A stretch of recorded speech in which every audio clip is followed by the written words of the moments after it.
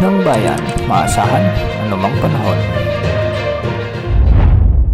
Magandang araw po sa ating lahat. Narito na ang latest update sa lagay ng ating panahon ngayong araw ng Lunes, November 4, 2024 at sa binabantayan nating si Bagyong si Marcy.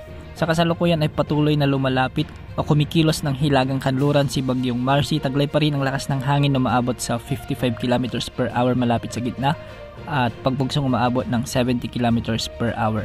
Patuloy itong kumikilos ng northwest at sa mga susunod na oras ay posibleng lumakas ito bilang tropical storm. Dediretso nito ang pagkilos ng hilagang kanluran at sa mga susunod na araw ay lalakas ito bilang severe tropical storm. Pagsabit naman ng Miyerkules ay inaasang lalakas ito bilang typhoon category habang lalapit sa bahagi o silangan ng Northern Luzon.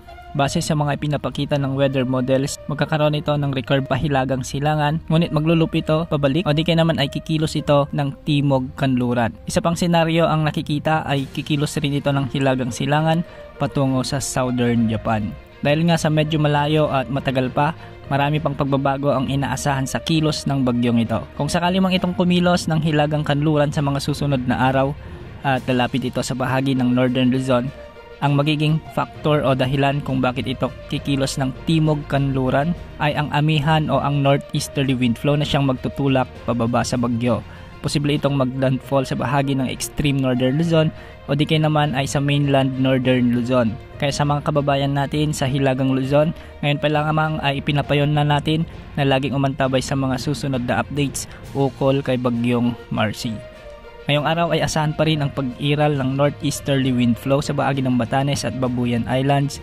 Samantalang easterlies naman ang makakaapekto sa silangang bahagi ng bansa, particular sa bahagi ng Cagayan Valley, Aurora, Quezon Province, Bicol Region at Eastern Visayas.